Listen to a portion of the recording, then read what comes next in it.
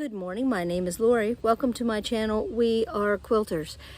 Today, I'm poaching my neighbor's deck for a moment or two. We just finished the most wonderful strawberry jam on our pancakes that she made for us, fresh strawberry jam. Her language of love is food. Oh, thank goodness, because my idea of a high quality meal is a can of chicken chunks in noodles. Ramen noodles, that's good. That's good enough for me. Anyway, today we are starting the series on embellishment, and I'm going to call it the Pop, Zing, and Bling series, all about embellishment. And today I just want to talk briefly about all the different things you can do to embellish a piece. First of all, you really need to consider whether you're going to wash it or never wash it, because you use different kinds of things on those kind of wall hangings or quilts, whatever you want, whatever size you're going to make it. So that's the first thing you really need to think about, because some things don't hold up to being washed. Most things do. It's surprising what will hold up to being washed in cold water and maybe line dried. And that's the other thing you need to consider. Are you going to put this thing in the dryer or just let it naturally dry if you do wash it? And dust can accumulate on amazing cracks, crevices, creases, lace. It's amazing how dust can accumulate if you live along a dirt road, like I do in both of the places we live, or if you have a fireplace. That creates dust and smoke. You don't realize that, but it does. So think about how you're going to take care of this after you've put time into it. And even simple things, as long as it's not for a child, you have to think about that too, because if it's for a child, you don't want anything they can pull off and eat or choke on. So think about those things, and then bling it up, baby. Add some pop, add some zing, add some bling. And if there's anything that I forgot to mention that is like an unusual thing, please drop me an email or send me a text or comment down below. I love to hear unusual ideas, because you never know where that big idea is going to come from. So let me get to, I'm going to just show you pictures and talk a little bit, do voiceover today, and just throw out any kind of idea that I can come up with. Look at that list. Each one of those little lines could be a show all by itself. We could be at this for quite a while, making things zing. So let's get to it. Here's another look at that list. I was brainstorming as we drove.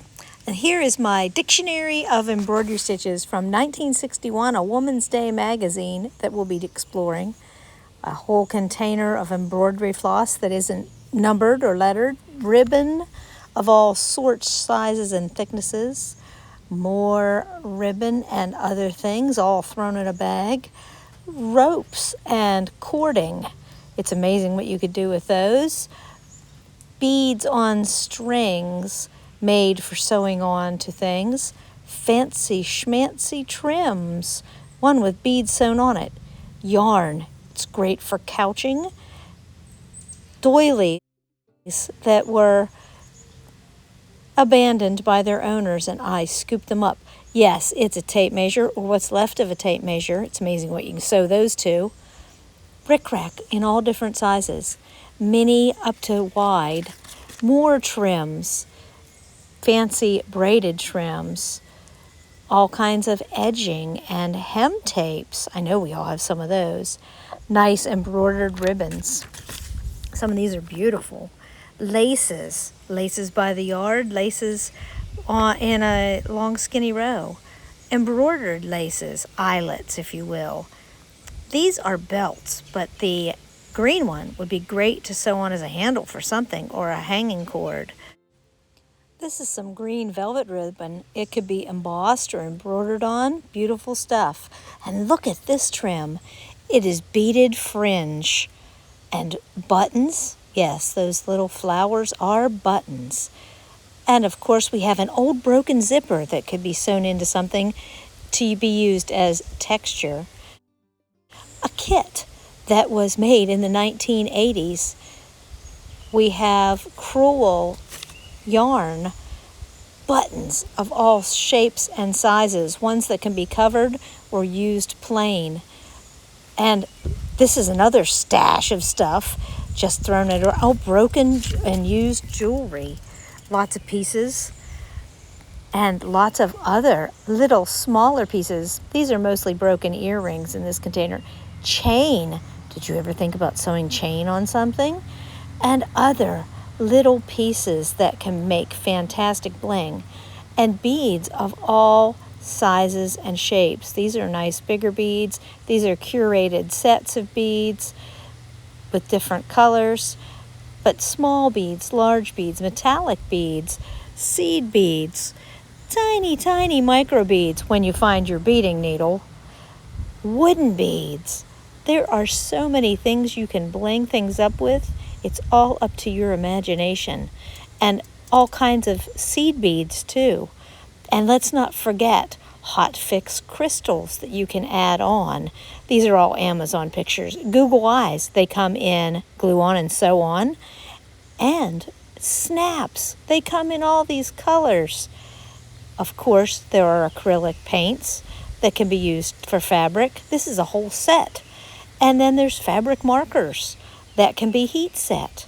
And of course, then we have the crayons or pastels. Well, that wraps it up for this week. I know that this is not my most flattering lighting or camera angle, but we are outside enjoying the beautiful day today. And I need to go get busy. We're going to Sunday dinner with my son. So, see you later. Enjoy your day. And don't forget to dig around and find something to bling it up. Join me for Block Wednesday, where we make another crazy block.